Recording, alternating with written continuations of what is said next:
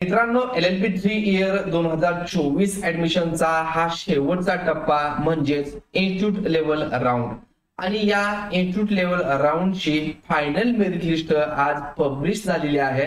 आता ही थोडीशी वेगळी प्रोसेस आहे। यामध्ये तुम्हाला कोणतं कॉलेज अलॉट झालं वगैरे काही दिसणार नाही।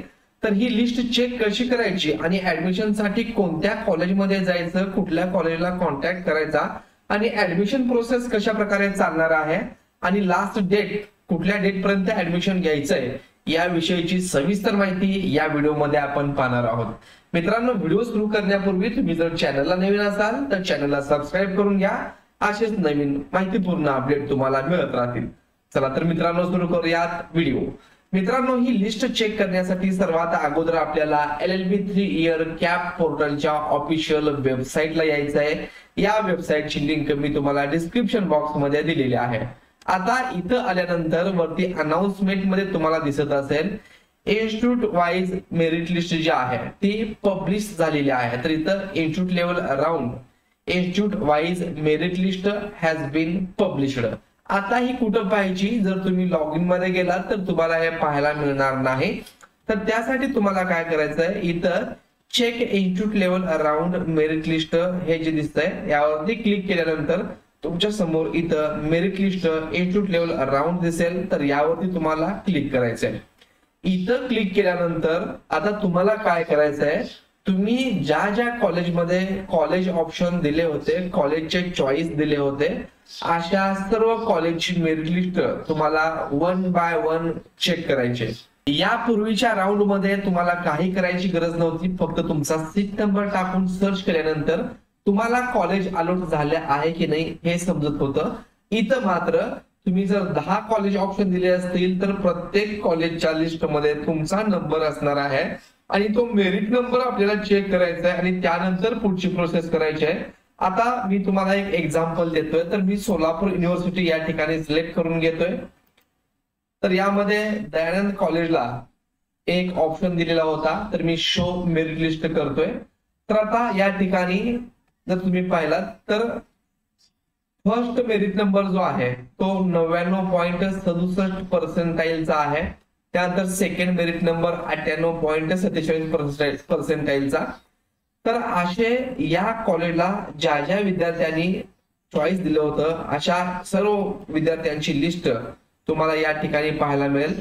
तर इथं एकूण 849 विद्यार्थ्यांनी त्यांचे कॉलेज चॉईस दिले होते। आता ऍडमिशन कोणाला भेटेल, तर या कॉलेजमध्ये वॅकन्सी किती आहे ते तुम्हाला चेक करावं लागेल। तर इथं पहा, करंट वॅकन्सी रिपोर्ट मध्ये आपण जर गेलं आणि इथं जाऊन इथं सर्च केलं कॉलेजचं नाव टाकून आणि शो वॅकन्सी म्हटल्यानंतर जर पाहिलं आपण ओपन साठी एक जागा आहे, अदर दॅन महाराष्ट्र 4 आणि NRI 6 आणि 4 10 आणि 1 11।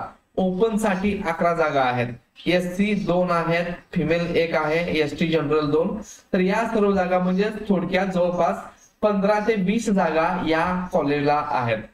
तर मग आता इथं जर आपण पाहिलं मेरिट लिस्ट मध्ये परत एकदा मेरिट लिस्ट आपण ओपन करूयात। आता इथं कसं होणार आहे, ज्या विद्यार्थ्यांचा फर्स्ट 10 ते 11 रँक मध्ये नंबर आहे, आता SBC स्टुडंट असेल तर याला ओपनची सीट ही अलॉट होणार आहे। 10-11 टोटल जागा या ओपन मधून भरल्या जातील। त्यानंतर SC ST वगैरे जे असेल जर त्यांचा मेरिट नंबर खाली, आता SC ला जनरलच्या 2 जागा आहेत, तर या विद्यार्थ्याला 100% या कॉलेजमध्ये ऍडमिशन मिळणार आहे, भले याचा मेरिट नंबर 19 असेल। कारण SC जनरलला 2 जागा आपण पाहिलेल्या होत्या। त्यानंतर आणखीन एक या ठिकाणी SC आहे, तर 23 नंबर आहे, तर देखील यांना ऍडमिशन मिळू शकतं।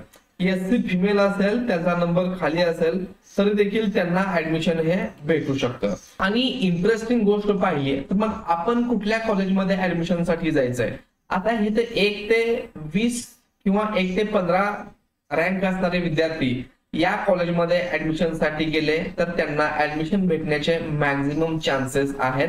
पण आता विद्यार्थी हे पण विचारतात की माझा रँक 40 आहे, 70 आहे, 90 आहे आणि कॉलेजला 10 जागा आहेत। तर तुम्हाला इथलंच एक एक्झाम्पल देतो। हे पहिली 4 ते 5 नावं लक्षात ठेवा। इथं मुडके आहे, ओंकार भारत रेफर आहे, अल्ली नवनाथ शिवानंद आहे, त्यानंतर फाळेगावकर आहे, त्यानंतर निलंगे. तर सेम नंबर तुम्हाला सेम नाव. आता मी आणखीन एक इथं सर्च करतोय नाव कॉलेज, तर यावरती क्लिक केल्यानंतर तीच नाव तुम्हाला रिपीट दिसतील. आता पहा, हा मुडके जो आहे त्याने दयानंद कॉलेजचं पण ऑप्शन दिलेलं आहे, हे पण दिलेलं आहे. त्यानंतर अली नवनाथ शिवानंद यांनी दयानंदचं पण दिलेलं आहे, इथं पण दिलंय. आता फाळेगावकर यांनी दयानंदला पण दिलंय, इथं पण दिलंय. आता इंटरेस्टिंग गोष्ट अशी आहे, आता मुडके 2 कॉलेजला 1 नंबर आहे. आणखीन एक सोलापूर तुम्हाला चेक करून दाखवतो, कर्मेवर औदुंबर पाटील, तिथं देखील मुडके या विद्यार्थ्यांनी कॉलेज ऑप्शन दिलेला असेल, इथं पण त्यांनी दिलेलं आहे. म्हणजे 3 कॉलेजमध्ये या विद्यार्थ्यांचा, आता हे सर्व 5 विद्यार्थी आहेत, हे सेम त्यांनी सर्व कॉलेज दिलेले आहेत. प्रत्येक लिस्टमध्ये याचा फर्स्ट मेरिट नंबर आहे. जर या विद्यार्थ्याने दयानंद कॉलेजला ऍडमिशन घेतलं तर इतर 2 ठिकाणी त्या जागा आहेत. 2 नंबरचा विद्यार्थी 1 नंबरला येणार आहे, 3 नंबरचा विद्यार्थी 2 नंबरला येणार आहे. असं या विद्यार्थ्यांनी, एकाच विद्यार्थ्यांनी 10 ठिकाणी ऍडमिशन साठी कॉलेज चॉईस दिलेले असतील. पण ते काय करतील, कुठल्या तर 1 ठिकाणी ऍडमिशन घेतील. आणि त्यांनी जर दयानंद कॉलेजमध्ये ऍडमिशन घेतलं तर या ठिकाणी त्यांची जागा आहे ती रिक्त होणार आहे आणि सेकंडचा विद्यार्थी 1 नंबरला ऑटोमॅटिक जाईल.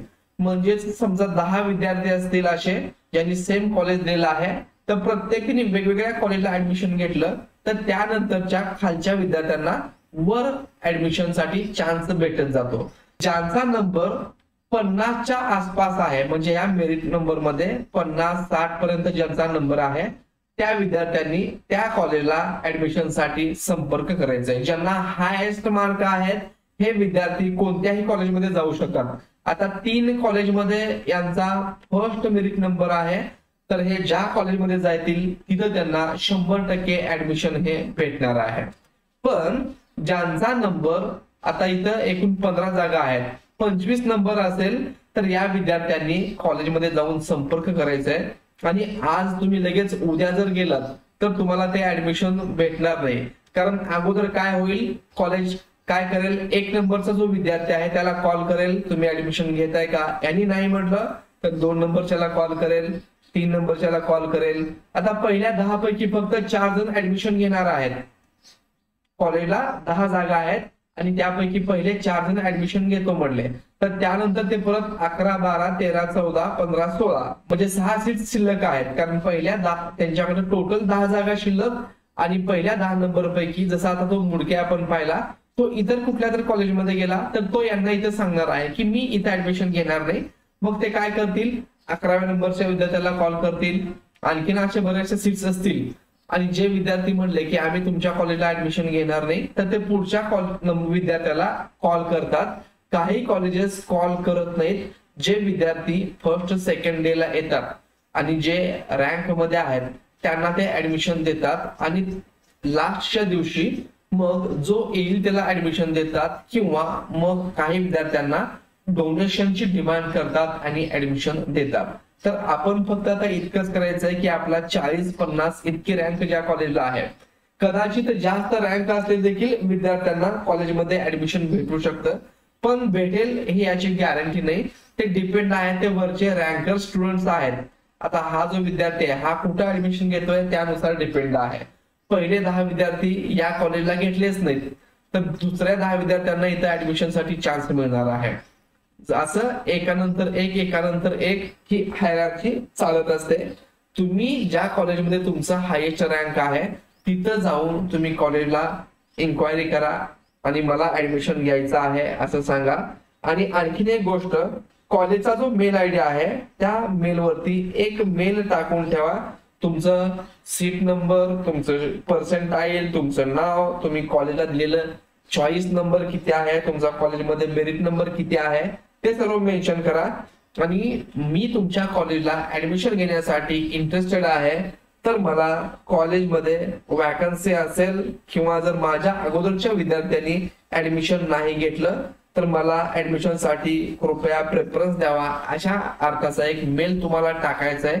जेणेकरून तुम्हाला डावलून जर दुसऱ्या विद्यार्थ्याला ऍडमिशन दिलं तर तुम्हाला नंतर त्यांच्यावरती केस फाईल करता येईल किंवा त्यांच्या विरुद्ध तुम्हाला लढता येईल. आणि तुमच्यावर जर अन्याय झाला असेल, तुमच्यापेक्षा कमी मार्क्स असणाऱ्या विद्यार्थ्याला ऍडमिशन दिलं असेल किंवा तुमच्यापेक्षा खालच्या मेरिटवाल्या विद्यार्थ्याला ऍडमिशन दिलं असेल, तर तो मेल तुम्हाला महत्वपूर्ण ठरणार आहे, उपयोगी ठरणार आहे. तर मित्रांनो, अशा प्रकारे इथं आपण कॉलेज मेरिट इथं चेक करू शकतो आणि ज्या कॉलेजमध्ये आपला मेरिट वरच्या लेवलचा आहे तिथं जाऊन आपण ऍडमिशन साठी इन्क्वायरी करू शकतो. आणि हे केव्हापर्यंत करायचंय तुम्हाला, ही लास्ट डेट काय आहे, तर इथं थोडस आपण शेड्यूल पाहूया. तर फोर्थ कॅप राऊंड मध्ये ज्यांचा नंबर 50-60 आहे अशा विद्यार्थ्यांनी लगेच पहिल्या दुसऱ्या दिवशी जायची गरज नाहीये. त्यांनी तिसऱ्या दिवशी म्हणजे आजपासूनच हे ऍडमिशन सुरू झालंय, तर तुम्ही 22 तारखेपासून त्या कॉलेजमध्ये ज्यांचा नंबर उशिरा आहे, म्हणजे 10 जागा वॅकन्सी दाखवत आहे परंतु 30-40 नंबर आहे, तर 21-22 तारखेपासून तुम्ही कॉलेजमध्ये जाऊन इन्क्वायरी करू शकता. शेवट डेट जी असणार आहे ती 24/9/2024 ही ऍडमिशनची शेवट डेट आहे. ज्या विद्यार्थ्यांचं फर्स्ट रँक आहे, सेकंड रँक आहे, 1 ते 10 मध्ये ज्यांचं रँक आहेत, असे विद्यार्थी आज देखील कॉलेजमध्ये ऍडमिशन साठी जाऊ शकतात.